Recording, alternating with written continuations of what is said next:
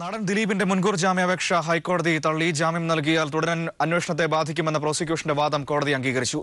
നടിയെ ആക്രമിച്ച സംഭവം മനുഷ്യ മനസാക്ഷിയെ ഞെട്ടിച്ചുവെന്ന് വിലയിരുത്തിയ കോടതി ദിലീപിനെതിരെ പ്രഥമ ദൃഷ്ട്യാ തെളിവുണ്ടെന്നും നിരീക്ഷിച്ചു. ഹൈക്കോടതി ഹർജി തള്ളിയ സാഹചര്യത്തിൽ ദിലീപ് ആലുവ സബ് ജയിലിൽ റിമാൻഡിൽ തുടരും.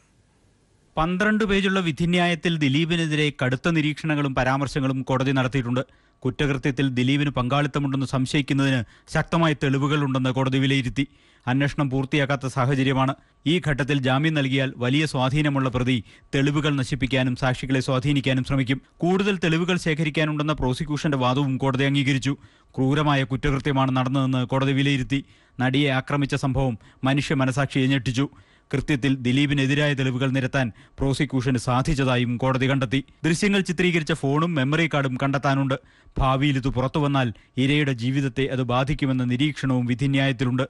അപ്പുണ്ണിയെ ചോദ്യം ചെയ്യേണ്ടതുണ്ടെന്നും ഇയാൾ ഒളിവിലാണെന്നും പോലീസ് കോടതിയെ അറിയിച്ചിരുന്നു.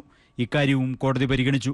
അന്വേഷണം പൂർത്തിയാകാത്ത സാഹചര്യത്തിൽ ജാമ്യം നൽകാനാവില്ലെന്ന് കോടതി വ്യക്തമാക്കി. ഹൈക്കോടതി ജാമ്യാപേക്ഷ തള്ളിയ സാഹചര്യത്തിൽ ദിലീപ് ആലുവ സബ് ജയിലിൽ റിമാൻഡിൽ തുടരും. ആദ്യ റിമാൻഡ് കാലാവധി അവസാനിക്കുന്നതിനാൽ നാളെ ദിലീപിനെ അങ്കമാലി മജിസ്ട്രേറ്റ് കോടതിയിൽ ഹാജരാക്കും. ഹൈക്കോടതി വിധിക്കെതിരെ സുപ്രീം കോടതിയെ സമീപിക്കുകയോ സാഹചര്യം മാറിയ ശേഷം ഹൈക്കോടതിയെ തന്നെ സമീപിക്കുകയോ ആണ് ഇനി ദിലീപിന് മുന്നിലുള്ള പോംവഴി. News bureau, Kochi.